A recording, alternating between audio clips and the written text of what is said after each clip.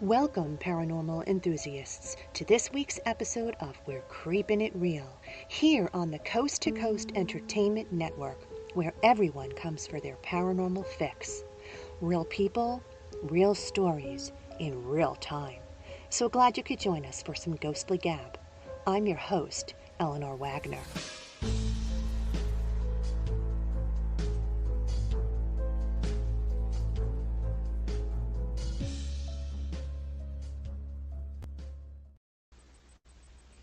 As always, I appreciate you hitting the subscribe tab, follow button, or show app on your podcast of choice.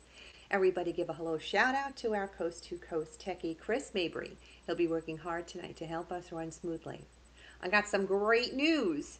Coast to Coast Entertainment Network is now on Amazon. That's right. If you, as a listener, have this wonderful app, you can watch all Coast to Coast's live programming directly from the app, and you can even go back and watch previous episodes. If you don't already have the app, I suggest you go and get it. But wait until after tonight's show because you don't want to miss what I have in store for you. Tonight's show is a little different from the other shows I've aired in that it's going to be an open forum discussion on the paranormal. I'm really excited to be changing it up a bit. My guests come to me from their own paranormal podcasts and their own personal experiences and interests. So please join me in welcoming Be Afraid of the Dark podcast's couple duo, Tori and Lucas Jonker. Hi, guys. Hey. And hidden in the shadow podcast's Isaac and Paranormal, the New Normal's Jeremy Bryant. Welcome. You. Thank you. I'd like to start the discussion by saying thank you so much for coming on my show and Creepin It Reel for the audience out there. I know, Jeremy, you had mentioned that you currently reside in a haunted house. Is that correct? That is correct. I have Where is the location? Where do you reside? Gardner, Massachusetts. And did you know the house was haunted before you moved in? God, no. No. No. Well, actually, technically, we knew something was up because my wife and my father-in-law experienced things when they were up here fixing it up a night when I went back to my other house because I wanted to sleep in a bed, actually. And, they experienced... My wife experienced a misty figure coming out of the bathroom when she was going in, and they heard strange noises all night. So they knew something was up, but before I bought the house, I had no idea. I don't know about Massachusetts law, but I know California, Bethany's haunted house, she found out after the fact because the realtor didn't want to disclose the information, but they're supposed to disclose in California whether a house is haunted or not. I don't know what Massachusetts law is. Do you? I'm not positive on that one, I'll say, because it's just, I'm not positive. I know a lot of states are starting to adapt that law, but I'm not positive on if it's every state yet. Because I don't even know what New Jersey law is where I am, but I know that there was a case where a friend had a rental, and she was a sensitive, and she knew it was haunted, but she didn't realize it was haunted by somebody that wasn't very friendly. And when really crazy shit had gone down and they wanted to get rid of the house, she was telling the realtor, you need to disclose to people that come here that the house is haunted because it's really bad. And the realtor just blew them off and just was like, poo-pooing the whole thing and didn't really pay any credence to what she was saying. But she couldn't keep tenants in there. I mean, they lasted like 6 months tops, and then they were out there. Yeah, that's a bad haunting. That's definitely a lot worse than Lucas, how about by you guys? Do you have any laws, Isaac, in your states that require disclosure? Nope, only murders. Oh, wow. Same for North Carolina. They legit tell you someone died in the house, but they don't have to tell you if you don't ask. Oh, okay. I feel like it's a good question to ask, though. I'm moving to North Carolina, so. What'd you say, Tori? Yeah. I said it's a good question to ask, though, because then you might know if your house is going to be haunted. Yeah. I mean, I can usually sense if there's something in a building when I go in, and I can sense if it's good or bad. So I guess that's helpful to me. I mean, when my husband and I were looking for potential purchases to rent, like for investment purposes, we had gone into a place, and the minute I walked in, I was like, oh, I don't like the feeling of this. And the more we walked around the house, the feeling got worse. And then we get into this bedroom on the second floor, and there's this pentagram painted on the wall. And I'm like, oh no, definitely not. Went down in the basement, and I got so nauseous, like I wanted to throw up, and really off balance, which tells me there's spirit there when I get off balance, feeling like I'm drunk. And I was like, nope, we're out of here. We're not even thinking about purchasing this house because no, no, thank you. Well, Eleanor, I actually looked it up really fast. Yeah. And in 1998, Massachusetts enacted the stigmatized property law. It states that brokers do not have a duty to investigate or firmly disclose murders, suicides, allegations of ghosts, or other possible stigmas when selling a house. Oh, okay. So in Massachusetts, you could sell anybody anything, and you can get away with it. Interesting. Because I know the different states have different laws, but that's pretty interesting for Massachusetts, considering we know it's extremely haunted, the state. I mean, every state is, but Massachusetts goes without saying, you know what I mean? North Carolina, too. Yeah, I You mean that's know. probably why they put that law in place, I'd imagine. Yeah. Well, when I grew up in the Bronx, I had a spirit in my house, and I was the only one that could see it. But that, I don't know if it was just my mom and dad poo-pooed it, because they said I was having dreams. Obviously, I wasn't. My sister Lori, who was already out of the house, she used to be able to see spirit also. So I think it was just us two. And when I went and moved into the basement, I never saw him again. So he kind of like just stuck to the main floor. And then here in New Jersey, when I opened up a shop on Main Street in Sussex, which is filled with historical buildings from like the 1800s, the building that I was in was haunted, and we'd see this little old guy when we stayed late at night to do our inventory, which was very interesting. So when I wrote about it in my first book, I was looking for other people who had stories, because the tenants at the time, they too could see the same spirit that I could. And other people came out of the woodwork, which made the chapter more interesting, because over the years he's been cited by other families that lived in that, because it was like a tri level building. It was the storefront was on the bottom floor, and then the second and the third floor were apartment rentals that whole families could move into, because they were like 3-bedroom apartments, pretty huge. And they always saw this little guy too. But the interesting fact about that building was it was a two-sided building. So you had one storefront and 2 rentals, and then there was an attachment identical to it on the other side. But it was all one building. And the ghosts on one side of the building were totally different from the ghosts on the other side of the building. There was like a Civil War soldier who was in the other half, and a woman spirit that actually liked the deli owner that was there. And then when the deli guy left, they didn't like the new owner that came in, and they created havoc for that poor person who owned that business that scared the shit out. And they took off. They didn't last their business there for more than 6 months, while the deli had been there for like 6 years. So it's pretty interesting how ghosts are picky about who they like and who they don't like too. I know that my other half, little Miss Brittany, who's not with us, her apartment's haunted. Oh, really? Oh yeah, she's got I did a like she doesn't know if it's good or bad. My experience was not well. It felt evil to when me. you went to her place. Yeah, When like you went I to her just place. yeah, so like I fell asleep in her like bed, and I felt Mm-hmm. something like behind me, but I kept facing away from it because I knew something was there. Mm-hmm. And then eventually it like touched me, and I was like, nope, up, out of it. When I did a book signing in November, at the end of my presentation, people stay and they ask questions. And this one girl came up to me and she said, I don't know if you can help me, but I live in an apartment that's haunted by something that's god awful. I mean, she was keeping her son out of the apartment. and he was staying with her parents because she didn't want him to get injured because she was getting attacked by whatever it was that was in the apartment. And I feel bad for people like that because they're trapped by a lease. It's like you pay for this apartment and you've signed this contract and this lease, and you lose money if you get out of it. You know what I mean? So I don't know how I'd feel about it. I think I might just say the heck with it and lose what I gotta lose. But when I'm not in that position, so I don't know anyone's financial position and the decisions they make. But I'm guessing that she was pretty strapped and had no choice but to stay in there until her lease was up.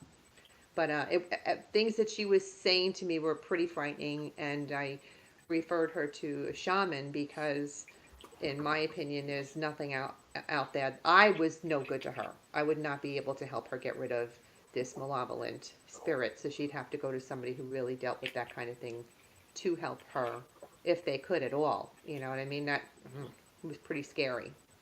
I don't know if any of you have ever dealt with anything like that, but it was definitely not my field of expertise. I can say that. Can't say I have, but I mean, from what I've been told, there's nothing you can't get rid of if the person knows what they're doing. Right. I've been told there's nothing that you can't get rid of. I'm new in this field. I mean, I have people that I work with too, but they feel like it's better to refer them to shaman because that's what they specialize in. So we have specific people that we know in the field that do that we can refer them to. We got another visitor. I see your kitty cat, Tori. Yeah, this is Itty. Aww. He's our munchkin cat. He's so tiny. Aw. He's cute. He wants to get his 15 minutes of fame. If you do hear snorting, it is him. He has a breathing problem, so just beware. Aw, that's so I had a Pekingese, and my Pekingese had snorting issues too. So. Oh, and he's dripping too. Oh, the little guy. So, Tori, you mentioned you've had some experiences of your own with ghosts and evil or dark spirits. Can you explain what that was all about? So, I was young and dumb as a teenager. And there's this haunted place in Michigan called Hell's Bridge. And everyone's like, oh, it's not real. Like, it's not haunted. It definitely is. The story is a man took children to said bridge and drowned them and killed them. We did like a whole episode on this bridge. Well, I decided I would go there with a bunch of my friends. And we get out to the woods. And it's in the middle of nowhere. Literally. In the middle of the woods. And there's no sound besides the sound of us like walking, like the crunching leaves. No animal noises, nothing. Just eerie silence. Dead silence. Yeah. And I get to like the start of the bridge and I look straight ahead and I see these two red glowing eyes at me. And we start to hear like children's laughter and these growls and screams and start taking off in the opposite direction because I'm like, I'm not about to deal with this thing. But it will move across the bridge and into the woods and follow you. And eventually it stops. And I remember turning around and it just right there, these eyes just staring at me. And that was the first time like I felt pure evil in my life. And I'm like, I don't know what kind of evil that was, but it felt like I was looking like into the devil's eyes. And my husband's like, oh, let me go there. Let me go there. I'm like, you're not bringing the devil home with you. I made that mistake once. Lucas, Tori tells me that you're what I call my husband a believer, disbeliever, and that you try to explain things away, that things that happen to you. Do you agree with that assertion that she's made? I would define myself as a skeptic until proven otherwise. Whatever. Open-minded skeptic. And have you had anybody else? Have you had anybody actually prove something to you that you could actually say, "Oh, okay, I see it now"? Thus far, no. I have pretty high standards for the burden of proof. You know, I don't deny any people see things and experience things. I can't take that from anyone. You know, if you say you've seen this or experienced that, who am I to say that you Mm-hmm. didn't experience that or see that? Just for me, unless it's caught on a camera or something tangible that I can witness or something I experienced myself that's tangible. Until that point, you know, not that I deny everything. It's just I can't hold something in a high enough regard to say yes, this is factual until it is. Sure, But you I have got that. I just experienced. interviewed somebody. You've experienced like two deep things. The one upstairs and then the one shadow person thing in the Well, woods or anomalies are whatever. one thing, but you know, uh, a full. If I were to see a full body apparition, I would take a lot more things more seriously. So your shit flying across the counter isn't. How is that scientifically explained? I don't have an explanation. Exactly, it's because you pissed our ghost off. Do you think the ghost is something that's resided in your place of where you live, or is it somebody that you brought home with you from something? I honestly don't know. I think I might have brought it somewhere. I think it like attached to me somewhere because I never had it really before. Like I experienced like small things here and there. And I always thought that they were my mom, but like this Mm-hmm. is more ongoing. So I think I've it picked it up along the way. It doesn't feel Mm. threatening or anything. I've never accepted it into my home, but I'm like, you do you, but like stop doing this because it's starting to get really annoying. I'd be like, okay, you can turn Isaac, the TV on and off when you want to, but not at this time. Isaac, this is your area of expertise, right? I mean, you've done house cleansing stuff before, haven't you? Yeah. Funny enough, a fact, I did it yesterday. I Did thought ya? this was happening yesterday. I guess I read the message wrong. No, I had a friend contact me saying they were with something. Well, actually, it was a friend of a friend, to be specific. Megan's friend, who she's made through the podcast and stuff like that, reached out to us saying, I have somebody who's dealing with something very bad. They think it's a curse on their family. Can you guys do something? And I don't know if anyone here besides Eleanor has ever listened to our podcast or at least know what me and my wife can do. But when it comes to taking care of dark entities, that is our expertise. Um, and yes, they were dealing with something dark. One of those things my wife brought back to our house using her psychic abilities, which I took care of. The other two through FaceTime, kind of like how we're doing now, I took care of the other two that were there. If I tell you how, I will hijack this podcast, and you're not going to want to hear about anything else we talk about except how I do it. So I'll kind of keep that information unless you guys want to know. But other than that, the best way I can point you to knowing is listen to Shadow Walker episodes 1 through 4 on Hidden Shadows podcast. That explains everything. But yeah, the demon in question that I dealt with was pretty strong. Not the strongest I've dealt with before, but it was a tough one. Um, but yeah, her father apparently got attached to it, or like it attached itself to him when he was young. It's been with him for almost 20 years. He thought it was a little girl Oh because it boy. presented itself as a little girl to him. And he Mm. wanted to help her out because she's a lost spirit. I need help. And she in, which was a big mistake. And then in one nightmare he had, the little girl transformed from a little girl to a very big, black, demonic looking entity and has been bothering him so much it actually gave him stomach cancer at one point. Oh wow. So, And how does somebody know if they yeah. have an attachment? Well, he knew, but for anyone else, it's something that sticks with you. It doesn't leave. It's a consistent haunt. It's something that always repeats itself. Like it doesn't make sense why it's there. If you brought something home, Be Afraid of the Dark podcast, and it's not anyone who's died in the house or have any history of it dying in your house, then that's something brought from the outside. It's attached itself to you. If it's dark, it wants something specifically from you. Whether what that is, I couldn't tell you unless we discuss more on it. But for sure, dark entities like to attach themselves to people who have something that they could use, either for fear or use psychic abilities. I see a lot of demons attach themselves to people who are gifted.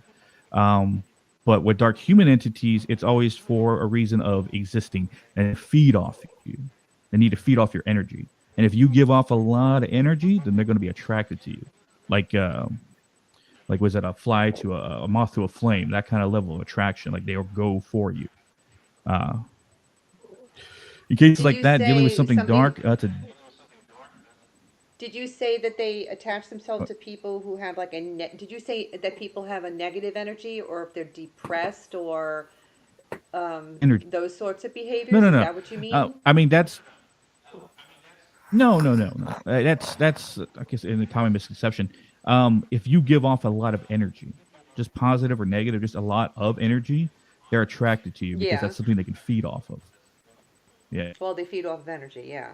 Hmm. Well, I had a yeah. I don't. The oh, human entity. there was No, I a was just saying the lady that human we ended entity up that. interviewing, and she was telling us about elevators. And we stayed at a hotel, my best friend and I, the one that I run this podcast with, about how this elevator upset us personally. But that evening when we came back, I was like, I had this huge coughing fit that lasted hours and hours and hours, and it wouldn't stop. And the psychic told us, she's like, "Oh yeah, it's like psychic soot. It was attached to you because you were on the same frequency. You had the same, and you had this energy that it wanted, and it also wanted you to basically get the hell out of where you are, and you're the only one that it can tell Hmm. to get out." Well, Yet they I still definitely, slept the there. spirits definitely, That are filled that could the intimidate you. spirits definitely know if you are gifted or not, if you can see them or sense them. That's why they're drawn to you so much, because they know that you can see or sense them. And that's specifically why the ghost in my house as a child kept coming into my room every single night, because he was trying to get my attention. And I think I've said this on your shows when I was guest there, that I would change things now if I could go back to that house and say to that spirit. And for some reason, I called him Uncle Paul. And I don't know if he was my Uncle Paul. I never met my Uncle Paul. He died before I was born. But for some reason, I started calling this man Uncle Paul. And he was just trying to get my attention, but I didn't realize that until years later, when I learned more about the power and the gifts and all that. So if I could go back there now and say, "I'm sorry, I wasn't paying attention to you," I would. But as a child of 5, I was terrified. I run screaming from my room into my parents' room, and my mom was going, "No, it was just a dream. It was just a dream." So I think I hear a lot where people nurture their children in these gifts when they recognize them in them so young. And I think it's great that they do that, because if they are nurtured at a young age, they grow and they take that with them into adulthood, and they are more learned at that point. For somebody like myself, who was just told it was a dream, you kind of confused me a little bit. And it wasn't the only thing that I was gifted with either. At that time, I had premonitions as a kid too, but I shut that down, and I've never been able to get it back, even when I reawakened at 30. So when they're young and they have this acceptance, and it's nurtured, and they're told that they're normal, not crazy. I wasn't called crazy, but a lot of people are. A lot of people think the kids are crazy when they start talking, that they're talking to spirits. Or I see this little girl in my room, "Mommy, and she wants to play," or grandpa start to think that they're crazy, and they get this label, and so they grow up thinking Not to there's something interrupt you, wrong with Eleanor, them, but which it's did not. anyone else hear a child? Yes. Might have been one of my kids. It's possible. I mean, the door's shut, but you can still hear Okay, them. They're loud. Yeah. Yes, I Just just making sure. didn't want to Just making say anything. What? I must be missing something. Did I? What No, happened? my kid made noise apparently that was loud enough everybody heard it. Oh yes, I heard the child. Yeah. That's okay. But actually, it goes along with the topic we're talking about perfectly. And it's funny, Eleanor, because I've actually had two guests on my show who the episodes are basically just about parenting kids with abilities. They're both I great think it's really episodes. important. I think it's a big deal, Jeremy. Seriously, even when I did the chapters on reincarnation, there was a first I met the elderly gentleman when I was writing about near death experiences because he had a near death experiences and getting to know him, it was such a personal account that he was sharing with me. A lot of near death experiencers don't like to talk to anybody outside of near death experiences because of the backlash. So these people who opened up to me were taking a huge step from the normal for near death experiencers. And I have really gotten to know them on a personal level. And when I met this elderly gentleman, he was talking to me about his daughter and his grandson, and they are all gifted spiritually like he is. And the young child more so than anybody. He could see spirit, talk to spirit, and would recollect on previous lives to his mother and would remember his moment of death. And it wasn't just one life, it was more than one life. And it started as simple as, Mom, you're not my only mom. I've had another mom in a previous life, kind of thing. And so when I was writing the reincarnation chapters on it, I was able to do an interview with her and her young son, which was really very exciting.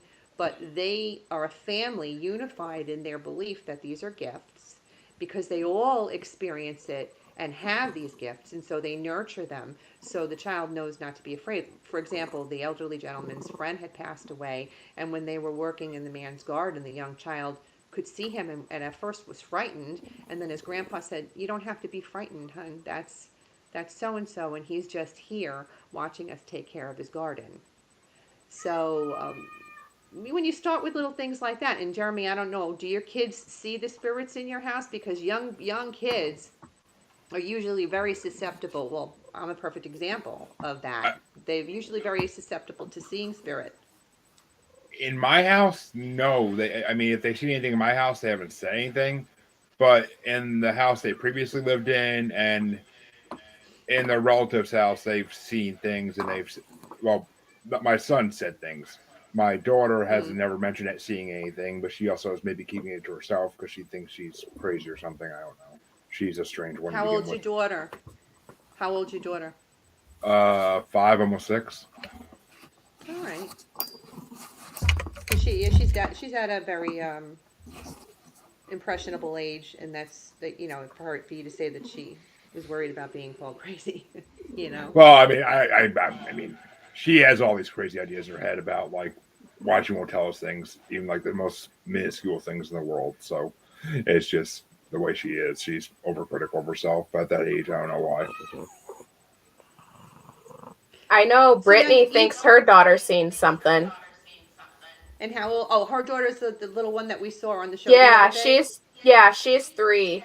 Uh, she said that like she'll wake up from these awful night terrors and Mm. all stuff like that. But she said one night there was no way that Amora could have gotten herself out of the bed and into this chair that's at the other end of the room in the time frame that she did when she saw her on the little camera. And they went down to her room when she was screaming. When they went down, she's sitting in this chair. There's no way she could have Mm. gotten in this chair by herself. And that's still something that And this just, is the same. This is the same apartment that you said that you felt something yeah, not so, so good yeah, in. Yeah. yeah. Oh, okay. Yeah. So I don't know So, what it is, but yeah, she's been having some night terrors, but I don't know. what do you suggest, Isaac? Give me a call. We take care of it for you. I have to let Britt know. I actually think I'm sorry, that Fred, did you hear what I said? What's that? I feel like Brittany and I are actually doing a show with you guys Hidden in in the shadows. January. Yeah. If so, I apologize. Megan usually handles Megan usually handles our I think. social media. Yeah, So but if I you said did, I she didn't tell think I me. don't know. I'd have So, to check my big girl planner. My big girl planner's up there. oh Well, so each of you has no, your own I podcast. was So why don't we I why don't we take a moment to let the audience know what your show's about? So why don't you Tori start about Be Afraid of the Dark podcast? Why don't you tell everybody what it is that you do on your show? Basically, it's just my best friend Brittany and I. We're just two paranormal best friends, and we love everything about the paranormal. And we want to just spread the word that it's okay to have all these creepy, spooky things happen, and they're here for a reason. They're here for all of us to know. There's so much we don't know, and we're both little paranormal magnets. I'm the worst out of both of us, and we just want to share it, let everyone know it's okay. Share your experiences. You're Mm-hmm. not alone in this world. Like, it's fine to be who you are. It's okay to see things that nobody else can see.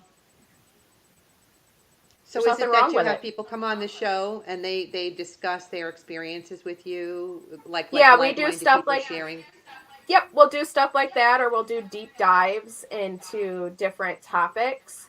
So we just Mm-hmm. recently covered dreams and the comparative of nightmares and night terrors, and lucid dreaming with the paranormal, and Mm-hmm. how the ancient, like Native American culture mixed in with dreaming with their dream catchers, and how to prevent the paranormal and evil spirits from getting in, and kind of just went in, and we take like deep dives into certain topics and just like let everyone know, hey, there's a lot you don't know, and there's still a whole lot like we don't know. There's more that Oh we my could put into an gosh. Yeah. episode that I would love to put in, Really? but I'm like, they're not going to sit here and listen to a 3.5 hour episode. Like, Well, you but break it up into episodes.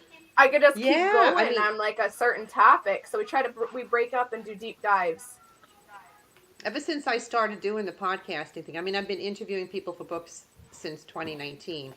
But since I've been doing the podcasting, it's opened up a whole world of opportunities speaking to people around the country and around the world. And I'm really finding out there's so much more than I even realized. Oh, definitely Very interesting. 100%. Isaac Sanchez from Hidden in the Shadows, why don't you tell the audience what your podcast is about? in the Shadows podcast. It's a podcast hosted by me and my wife, Megan, who between the two of us have enough experience stories to fill up at least two novels. Um, we've both experienced stuff since we were kids until we're adults, and when we started dating, the experiences even got more. And then now we live now, it's a daily basis what we deal with. I wouldn't say our house is haunted, but it is attractive to all kinds of spirits.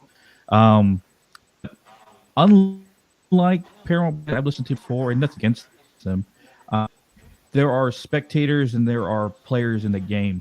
And what separates us from the spectator podcast is that we actually are investigating, because we're paranormal investigators on the side as well. So we are experiencing stuff on a daily basis as we go investigate, and also sharing stories of stuff we are talking about. Like our last was on Dolores Cannon Part 2.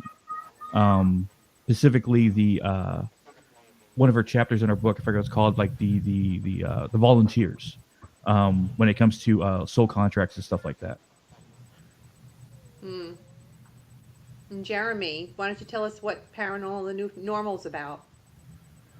Well, Paranormal Normal is a paranormal interview podcast where I just basically wanted to jump into the paranormal world more because I was looking to start a second podcast, and I was like, what am I into? And paranormal was it. So I've met so many interesting people from around the freaking world on on my show. It's just incredible. The the reaction to it has been incredible. It's grown tremendously in the last few months, and I've had 2 out of 3 people on this panel right here on my show, Eleanor twice. Mm-hmm. Would Yes. love to get Hidden in the Shadows on as well in the future. But I mean, I've gotten to talk to so many great podcasters. I'm more than happy to come on. Gladly have to set it up. I think I'm booking it into February right now, but it's been amazing. And I also am part of Global Strangeness, a paranormal discussion podcast with two people I met through podcasting. We decided to start a podcast, the three of us, and we basically just drink beer and talk about different paranormal topics every week. It's a lot of fun to be on. Which is great because there are so many things that you can cover, so many things that you can come up with. Like I was talking to Tori earlier and we were saying like UFOs. That's another topic. And she even said she had her own UFO experiences. I've had my own UFO experiences. And what I found is that a Same. lot of people who are in the paranormal field who are gifted, a lot of them have had experiences in many arenas. It must mean that we're like a magnet for this shit, you know? Most- Like, what UFOs was are your- so cool. What was your experience, Tori, with the UFOs? Okay, so I was actually driving to work, and there was this like thing that did not look normal, just kind of vibing right there in the sky. It wasn't a star. It wasn't. It was too bright to have like be able to see stars. It wasn't close enough to be like a space station.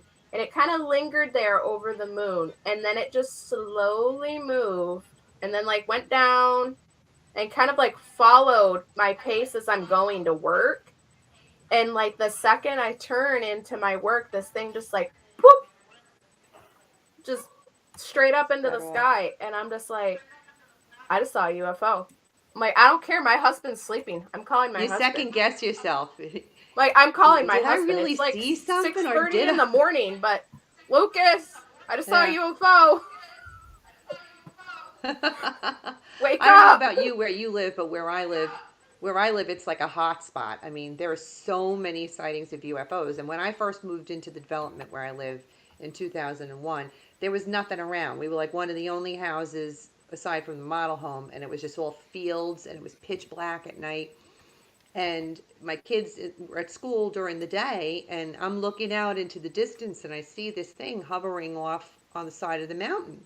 And I'm going, nah, this can't be for real, right? Oh, So yeah, I you call second the guess woman yourself. who's living, so I call the woman who's living in the house next door in the model home.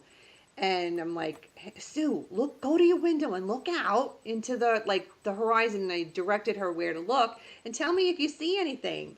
And she got real quiet and I'm like, Sue, do you see anything? She goes, I see something, but I can't explain it.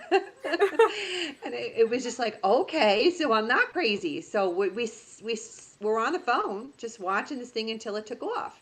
And that was just before, I want to say several months before, my kids are outside night swimming with their friend from around the corner. And they come running in the house screaming, we saw a UFO, we saw a UFO. And they're grabbing me and trying to drag me out the door. Of course, obviously, by the time I get out there, whatever it was that was over them in the pool, because they were in the pool and this thing went right above them and they were looking up into its lights when this happened. Of course, it's gone by the time I get out there. So I'm like, okay, I'm gonna be really realistic about this. I'm gonna take these kids inside the house and I'm gonna separate them into separate rooms in the house, and I'm gonna give them paper and writing paraphernalia and have them sit there and draw what they saw, because I wanted to see if each of them saw exactly the same thing. And sure as shit, all the pictures were the same. So Well, I know that I'm like, yeah, Michigan is a Mommy hot believes you. spot-ish area because of our lakes. Because they like Yeah. to have a meeting spot, Around and water, apparently yep. they meet around water. I know back in '94, exactly 3 months before I was born, thank you, there were over 300 UFO sightings in one evening. Well, Massachusetts, there was just a really cool story that was on Unsolved Mysteries. The new Unsolved Mysteries covered Yep. the story in Massachusetts, and I was trying to get some of those people on my show, but I'm not able to get in contact with them. But I would. Don't love worry, to have I'm one. trying They'll to come on get the show. guy from the weather service for Michigan who had the whole situation with the Oh, 300 are you? sightings. I'm trying to get Yeah. him to come on because it's so fascinating that he saw the whole entire thing happen. And Well, there was, I don't know if it's the same weather guy, but, and if it's the same, there was a story also, and I'm thinking it was on Unsolved Mysteries, where a weather guy, it kind of almost ruined his reputation. That Yep, he it's the same one. took, Yep, yeah, Jack. Yep, Jack and Bushong, and in he Michigan. left, and when he was retired, he's like, fridge this, and he came back and he's like, this is what happened to me, because he had to take his family and move Yep. and get another job because of the story. Yeah, This they is the same actually. one you're talking about. Yep. The Weather Service tried to basically backpedal on what he was saying Yeah, in yeah, the and he end. had all the That he recordings. He wasn't. had all the evidence. He had all Yep. the evidence. Smart guy that he kept all of that because Yeah, they Britt and I covered his keep ass. trying to Yeah, get him to come on because I just want to know more because that story fascinates me. March 8th, yeah, 300 sightings in one night, and he got to witness yeah. all of these UFOs convening in one spot. I mean, Mm. it's so cool to me. I mean, it's Well, me actually too. it's interesting because a lot of people believe that they do hide underneath the water, and that's why they're so popular along the coast of the United States and other countries. And Mm-hmm. I actually just had a guest on my show 2 nights ago. I posted the video all over Facebook. You can find it easily. And he basically tells me he took an alien autopsy video from '97, and basically he spent the last 5 6 years proving it was 100% real. Talking to anybody he could find in the video, it's the story he tells is freaking incredible, and he's getting to places in the government that no one else has gotten to. He talked to what's his name? Oh my God, Bush's VP. What was his name? Dick Come on, Cheney. honey. Oh, I don't remember. Yeah, Dick Cheney. Yeah, he Oh, talked to okay. Dick because he ran for my guest ran for governor a few times. I think in I forget what state. I don't want to get it wrong, but he ran for governor a few times, and he met Dick Cheney on a press tour, and he asked him some questions, and the response he got was kind of interesting. I'll leave it at that. I had somebody on my show once too that worked for the government, and I think I mentioned this to you guys the other night. I might have, but he worked. He's heavy into astronomy and actually lives his life around his astronomical charts. And he worked on astronomical charts for the government, helping them to make decisions according to the astronomical charts. But the interesting thing about this man was he used to live on military bases as a child. His whole family was military, his grandfather, his dad.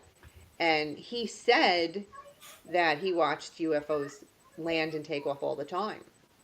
And he even went to the extent of saying that he felt that the government had messed with his DNA as a child, which ultimately led to him having these extraordinary gifts of going in and out of dimensions and that sort of thing. He's in his 80s now, but a very interesting guest, I have to say. And yeah, he was talking about the UFOs too, and how the government knows a lot more than they're revealing. I mean, former President Trump had actually released UFO footage and information when he was in presidency, so I was kind of really thrilled about that because I think it's about time that the government lets us know what's going on. They're just Well, hiding hey, too you much. can bounce all the way back to when JFK was going to release stuff on Mm-hmm. Area 51, and then, guess what? He's assassinated like day or two later. Didn't we just talk about that the Yeah. other night? Yeah, Yeah, I we swear. talked about a lot of stuff. That was But really it's a fact. interesting. You know that it has to. There's little I mean, sketch. yeah, it's the Too government. many Everything's questions. sketchy. Everything's sketchy with government. Facts, not What fiction. does everybody feel about Bigfoot? Because when I was writing the first book, Sussex County Hauntings and Other Strange Phenomena, I specifically added in the Other Strange Phenomena chapters because I wanted to talk about these true account UFO and Bigfoot stories that came from the people in my community. And I was finding connections in their stories. A lot of people felt that Bigfoot was connected to UFOs because the sightings of Bigfoot suddenly occurred after there were supposed landings or crashes of UFOs in the area. I don't know if any of you guys have ever heard any of that, but that's what I was getting from people that I was interviewing. Tori, didn't we talk about that when you were on my show? Yeah, yeah, I think we did because My Britt's theory. obsessed with Bigfoot and I'm obsessed with aliens, so we make like the perfect pair.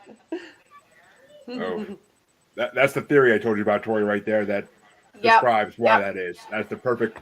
Yep. Yeah, no, see, I think Bigfoot's always been around, like I stated, like the other day when we were doing the conspiracy thing. So, like I said, it's not a conspiracy to me, but because the government doesn't agree with it, in Jeremy's terms, it's a conspiracy. I agree. But I'm not too crazy about Bigfoot. I'm like, he exists. We know he exists. There's no way we can't. There were people before us. I mean, duh. There were creatures before us. Duh. What do you think, honey? You've never said anything about Bigfoot. I don't think I've ever heard you say I'm anything not about sold Bigfoot. on Bigfoot yet. Definitely confirmed that it's undeniable that there's There is. alien craft flying around everywhere, and that's not up for debate from anyone. I don't know about Bigfoot. I feel like if Bigfoot was, I'm not saying he's not real. I just think he might be a lot. The cryptid that is known as Bigfoot, or the species, whatever mammalian species he is a lot more not as widespread as what some people may say he is. Because if in the areas he's spotted in is always deep woods, densely unpopulated areas, and people in those areas are also pretty well trained hunters and are almost always carrying firearms because of the wildlife. So I feel like if Bigfoot was 100% confirmed and as popular as everyone says, someone would have shot one by now. I mean, we've got 170 something years of precedence of Jeremy Bigfoot got sightings. reactive. You got Jeremy riled up. I'm not saying he's not real. I just think Take off the fucking leash. I'm about to take off the fucking leash right now. I swear to God. But hey, I no, told you. I'm with you on the aliens, okay? I got you. I got. We'll take that. I'm with you on the aliens, but I want to hear what you got about Bigfoot. But I love him. I got two statements for you. It's gonna just go against. It's gonna disprove everything you just freaking said. But I'm ready. One, as far as people shooting it, either the government covers it up, or Bigfoot take care of their own kind, just like humans would, and they take care of the body. Just like the dogmen. Or the hunters that go missing. What do you think happens? They shot something they shouldn't have, and they got killed by other ones of that species. Whether it be dogmen, Bigfoot, take your pick. But two, Bigfoot is everywhere in the world.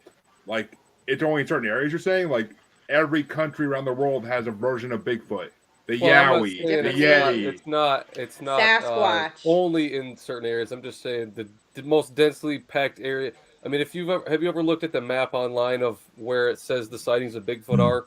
Generally, the most densely populated areas of Bigfoot sightings are in forested areas or wildlife areas, and No sometimes shit, Sherlock.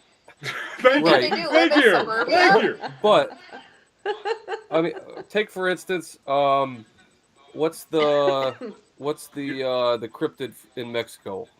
Starts with a C. Chupacabra. Chupacabra. There was a lady in Texas who found her chickens being eaten, so she got a gun out and sat and waited, and she shot a chupacabra, and it was confirmed and identified by the University of Texas, I think, that it was an actual hybrid between two different species that weren't known to share the same DNA. So it was a confirmed existence of what was classically known as the chupacabra. But I also get what you're saying, because magically the carcass, after being studied, just vanished and nobody knows where it went. I mean, Yeah, they said they go in and out of dimensions. They go in and out of dimensions is what it's. Or possibly the government was like, "Hey, I've heard that. you guys aren't supposed to know about this." I'm not. I don't know. We're all working on probabilities at this point, and I mean, what the government knows that we don't is a scary thought. So you could be 100% right on that. But what Eleanor said, I mean, I for one hate the ultra-terrestrial theory for Bigfoot. I freaking hate it because I think Bigfoot is all flesh and bone. Whether it be Earth flesh and bone or outer space flesh and bone, it's flesh and bone of something. Yes, it is. I agree. And I'm not going to go into my full theory here because it takes too long. But as I told you, Tori, Bigfoots are prisoners on Earth by other alien species. They're put here by them, and they're prisoners and stuck on Earth because of that. Dude, this theory messed me up for so long. I thought about this for days. Like I was on the line at work and I sat there thinking about it and I was like, wait, are we in an alien prison and that's why they check on us? And I just like let myself fall down this deep, deep hole. And I'm like, screw you, Jeremy. Screw you. You shouldn't look into simulation theory because that'll really fuck you up. Oh. Oh yeah. Simulation, Oh my God, I was simulation talking to theory is part of Jeremiah that Dorm theory. about that. Oh my God, Isaac, what are your thoughts on all of this stuff we're talking about? It's funny. We had, I think, an episode on not big studying species and stuff like that, and I pitched a theory to Megan, and she thought about it. It could possibly make sense, but you'd have to believe one conspiracy in order to believe Bigfoot's conspiracy. So the one conspiracy you have to believe in order to start getting behind the theory of my theory of Bigfoot, the alien race is supposedly created all it, the mine gold, all that stuff.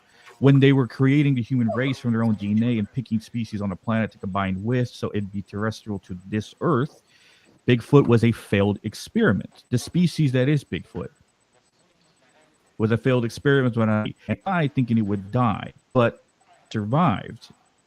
We were the perfected source that they wanted to create. Something smart enough, something strong enough, something durable enough, something that could heal everything that they needed in order to do so until we revolted and basically they left us behind to think we would die.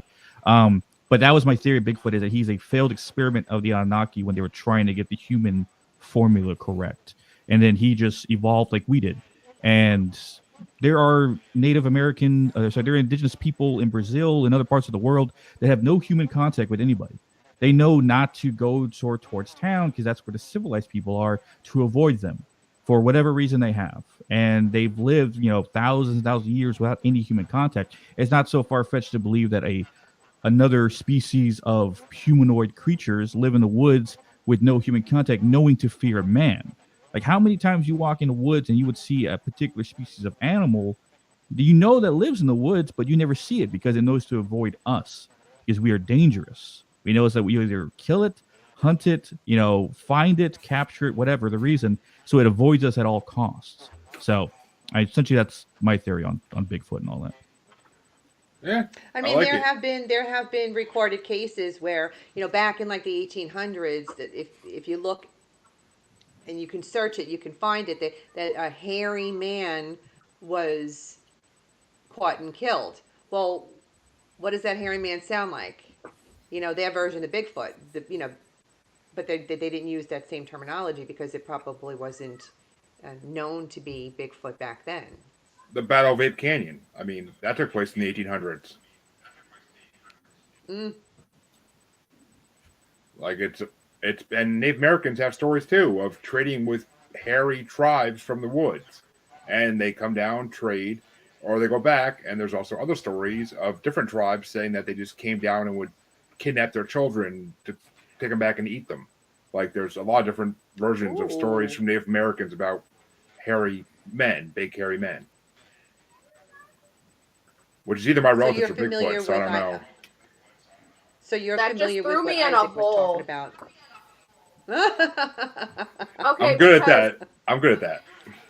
So Native Americans traded with hairy men, but then you talk about them eating different tribes, a different story. Depends where you are. People-ish, right? What if secretly the Bigfoots turn into skinwalkers in the end? What? What if? Because if they're still the same thing, they can. I said it's a hole that I just went down in my own head. Stretch right there. I just went in my own head. Someone called Jordan Peele. He's got a fourth movie right now. Woo! Yeah. You're welcome. I would like my rates, please. Rick's gonna be mad she missed this one. I'm telling you. Tori.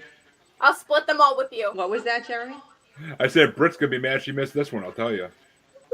Oh my goodness! She can't that's even talk right now.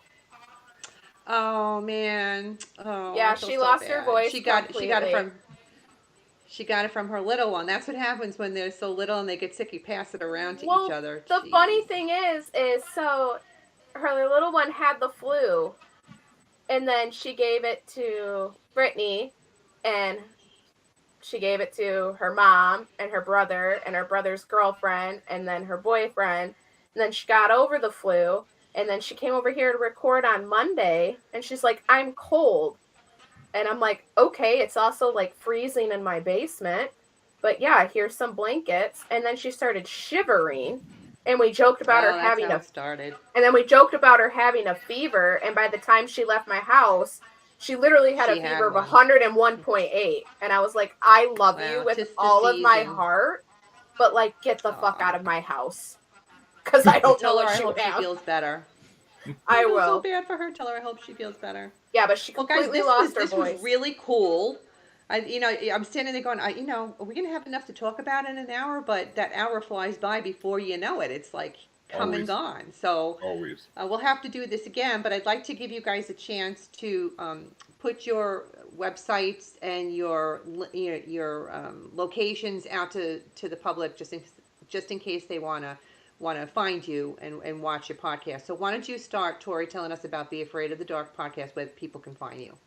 Yeah, you can find us on Spotify, on Apple Podcasts, on Amazon Music, on Google Podcasts. You can also find us on YouTube. We have all socials from Facebook to TikTok to YouTube to Twitter, the whole shebang, all at Be Afraid of the Dark podcast. And we'd love for you to join our little spooky family. And we all love our spooky tins. So join us. Wonderful. Isaac, Hidden in the Shadows. Why don't you tell us? Yeah, Hidden Shadows podcast on all platforms that you could listen to podcasts on. You can find our social media, Hidden Shadows podcast on Instagram, Hidden the Shaw 6 on Twitter, Hidden the Podcast 2 on TikTok. I'm not saying a Boston accent, that's just how it's spelled. And then, of course, links to all our social media and all ways you listen to us at hiddenshadowspodcast.com. Real quick, for Jeremy and Tori. Jeremy, I pulled something from your place. Tori, I pulled something from your place. Jeremy, it was an old man. He complained that you moved into his space and he was angry. I don't know if that means anything. And then It's Tori, Rally. it was a well, he's gone. He's not there anymore for where you are. And Tori, it was a shadow figure that said it found you tasty. It what? It said it found you He's breaking tasty. up. I asked why it was. Oh, Can you hear me? Love that. Yeah. I think I'm going to gain some But I more don't have to weight. worry about those anymore. Not, Oh, I don't good. think that way. I think it's something about your energy. Yeah. But love that. Jeremy, Paranormal and New Normal, tell us how we can find you online. You could find Paranormal the New Normal, Global Strangeness, or my other podcast, Maniacal Music Musings, on all the places you find podcasts, including Good Pods and Spotify, Apple, and everywhere else. You can find us on Facebook as Paranormal the New Normal / Maniacal Music Musings podcast with an S Facebook group. You can find us on Twitter and the Gram as @JuggaloBastard.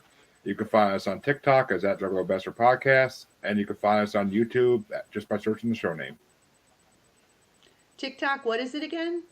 @JuggaloBastard Podcast. Okay, because I don't think I have you on TikTok. I'm going to have to find everybody. I'm pretty sure I have the other two, but I have to look for you on TikTok too. So I'll make sure I do that. But I want to thank you all for joining me tonight. This was a very healthy and fun discussion. I loved it. And I hope you'll come back again sometime. Oh, yes, of course. Gladly. And happy and safe paranormal new year to you guys. You too. You too. Bye, guys. And thank you, Techie Chris. Chris, we couldn't do it without you. If you liked listening to this week's episode and you're into all things paranormal, check out my other show, Eleanor Wagner's Strange and Scary World podcast, out of the Paranormal UK Radio Network, which is available wherever you get your podcasts. I'm really excited to announce my new book, Sussex County Hauntings and Other Strange Phenomena, Part 3, came out on Halloween of this year. And I released my first children's second grade reader called Janine Bean Meets Mavis the Camel Christmas week. So that's available too, if you like children's stories to read to your children. If any one of you are interested in reading any of my books, you can find the links to them on my website, authoreleanorwagner.com. I write about the history of the town and the location. I add the paranormal story to the mix and finish it all off with photos and evidence. Viewers, tune in on Thursday, January 19th, when I will be interviewing Hidden Souls Paranormal at 8 p.m. Eastern Standard Time. Stay for a while and listen as Alexander Nakarada's soundtrack takes us out. I hope you've enjoyed this little journey down my own personal nightmare alley. If you're one of those people who experiences the paranormal and has stories of your own you've been filing away over the years, I want to hear about them. And if you're a part of a paranormal investigative team, even better. I'd love to have you on my show. Got a questionable photo? Send it in. Would love to have an open discussion here amongst the professionals. Reach out to me at authoreleanorwagner@gmail.com. Enjoy our soundtrack music, Headless Horseman by Alexander Nakarada, promoted by freestockmusic.com. And remember, no ghost story is better than a real-life ghost story. Until we meet again, make sure you're creeping it real.